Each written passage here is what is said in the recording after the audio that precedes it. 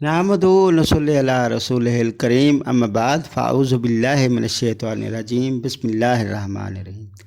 फ़क्र फ़ाका जो है इंसान को कुफ्र तक ले जाता है। आप सल्लल्लाहु अलैहि वसल्लम ने बहुत ही मुजर्रब और आला वजीफ़ा उम्मत को मुंतकिल किया, जिसे अगर कहा जाए कि ये वजीफ़ों का सरदार है तो उसमें शुबा नहीं होगा, चूँकि आप सल्लल्लाहु अलैहि वसल्लम उम्मत को जहाँ अमाल बताते थे फ़रज़ व वाजिबात, वहीं आप उम्मत की जो ज़रूरियात थीं, दीगर जो ज़िंदगी से ताल्लुक़ रखती हैं, उनके लिए आप वज़ाइफ़ उम्मत को बतलाया करते थे। आप सल्लल्लाहु अलैहि वसल्लम की बारगाह में एक सहाबी आए और अर्ज़ करने लगे, या रसूलुल्लाह सल्लल्लाहु अलैहि वसल्लम, फ़ाका है, घर में फ़ाका है, गुर्बत है इतनी ज़्यादा कि मेरे घर से दौलत ने, गना ने मुँह मोड़ लिया है।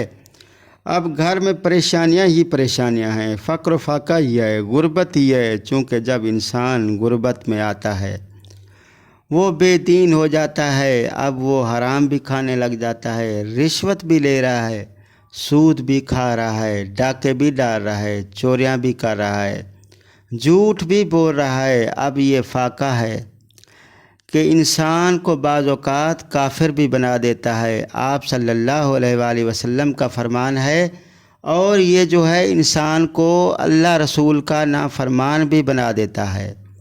अब इंसान का ताल्लुक़ अमाल से होना चाहिए। अगर यकीन के साथ अमाल पढ़े जाएं तो अमाल में तासीर होती है। ये हो ही नहीं सकता दो जहान के सरदार मोहम्मद सल्लल्लाहु अलैहि वसल्लम के ज़बान मुबारक से कलिमात निकले हों और उम्मती उनको अदा करे और फ़ायदा ना हो।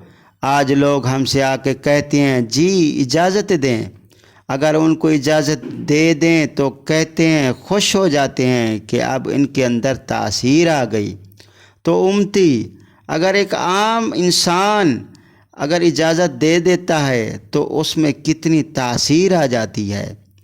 और जिसको दो जहानों के सरदार जो खैरुल खलाइक हैं और जिसकी वजह से पूरी कायनात अल्लाह पाक ने बनाई, तो आप सल्लल्लाहु अलैहि वसल्लम की ज़बान पे अल्लाह ताला फरमाते हैं, वमा यंतिकु अनिल हवा इन हुवा इल्ला वहिया युहा। आपकी ज़बान से वही जारी होता है जो अल्लाह चाहता है। अल्लाह अपना कलाम जारी करता है। हजूर सल्लल्लाहु अलैहि वसल्लम की ज़बान पे तो हजूर अलैहिस्सलाम की ज़बान मुबारक से जो वजीफ़ा निकला उसकी तासीर दायमी है और उसकी इजाज़त की भी ज़रूरत नहीं, क्योंकि हजूर अलैहिस्सलाम के साथ जिसकी निस्बत रूहानी हो जाती है तो आप सल्लल्लाहु अलैहि वसल्लम को नबी मानता है और आखिरी नबी मानता है। वो हजूर अलैहिस्सलाम के हर कलाम का नायब है और उसका हकदार है।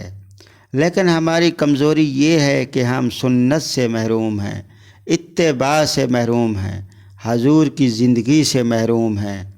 अब देखिए कि कितना प्यारा वजीफ़ा। एक गरीब साहबी आया, बद्दू है, घर में फाके हैं, बच्चे रो रहे हैं भूख से। अब अल्फाज देखें क्या फरमाते हैं कि या रसूलल्लाह सल्लल्लाहु अलैहि वसल्लम। इसके रावी हज़रत इब्ने उमर रज़ी अल्लाह ताला अन्हु हैं कि दौलत ने मुँह मोड़ लिया, गना ने मुँह मोड़ लिया, फाके आ गए, घर में ज़िंदगी बेहाल हो गई है। अब लोग क्या करते हैं कि जब घर में फाका आ जाता है, आप मीडिया पे देखते होंगे, कोई बच्चों को नहर में फेंक देता है, ख़ुद भी छलांग लगा देता है, पानी पर देकर ख़ुद ही मर जाता है, ख़ुद कशियाँ कर रहे हैं। नहीं, नबी सल्लल्लाहु अलैहि वसल्लम की ज़िंदगी अपनाएं। हजूर सल्लल्लाहु अलैहि वसल्लम के पास एक सहाबी आया। अब ये जो लोग आते हैं, बुज़ुर्गों के पास आते हैं, वज़ाइफ़ लेते हैं, तो उससे पता चलता है कि सुन्नत है। ये बुज़ुर्गों के पास जाना ये शिरक नहीं है, बिद्दत नहीं है। अब साहबी नबी सल्लल्लाहु अलैहि वसल्लम के पास आ गया और कहा, ऐ अल्लाह के रसूल, मुझे वजीफ़ा दे दें। گھر میں فاقہ آ گیا تو آقا علیہ الصلاۃ والسلام نے فرمایا تم وہ دعا کیوں نہیں پڑھتے جس کی وجہ سے فرشتے رزق پا رہے ہیں اللہ کا، یعنی ان کی حیات ہے، ان کے اندر زندگی ہے۔ اس سے مراد ان کا کھانا پینا نہیں ہے، فرشتے کھانا پینے سے پاک ہیں، یعنی فرشتے اس کی تسبیح کرتے ہیں۔ تو صحابی نے عرض کی کہ حضور صلی اللہ علیہ وآلہ وسلم وہ تسبیح کیا ہے؟ آپ صلی اللہ علیہ وآلہ وسلم نے فرمایا پڑھا کرو یہ سبحان اللہ و بحمدہ سبحان اللہ العظیم و بحمدہ استغفر اللہ۔ فجر کی سنتوں اور فرض کے درمیان 100 مرتبہ یہ وظیفہ پڑھیں، 40 دن تک یہ وظیفہ کریں۔ آپ کو اس وظیفے کی برکت سے اتنا غنا ملے گا، اتنی دولت ملے گی، اتنا رزق ملے گا کہ آپ سنبھال نہیں پاؤ گے، آپ کی غربت ختم ہو جائے گی۔ وہ وقت اصل ہے فجر کی سنتوں اور فرض کے درمیان، لیکن اگر کوئی فجر کی نماز کے بعد پڑھتا ہے، صبح 10 بجے سے پہلے پڑھ لیتا ہے تو وہ پھر بھی اس میں شامل ہو جائے گا۔ 100 مرتبہ اس کو پڑھیں، اول آخر 3 مرتبہ درود شریف پڑھ لیں، اور آپ دیکھیں گے کہ چند ہی دنوں میں آپ کے گھر میں اتنا رزق آئے گا کہ گھر کے فاقے ختم ہو جائیں گے۔ اس لیے کہ حدیث شریف میں آتا ہے کہ وہ صحابی کچھ عرصے کے بعد حضور علیہ الصلاۃ والسلام کی ذات پاک کی مجلس میں تشریف لے آیا تو حضور صلی اللہ علیہ وآلہ وسلم نے پوچھا کہ تو وہی ہے نا جس کے گھر میں فاقے تھے؟ اس نے کہا یا رسول اللہ صلی اللہ علیہ وآلہ وسلم، اللہ نے اتنا غنا دے دیا، مال دے دیا کہ اب رکھنے کی جگہ نہیں ہے۔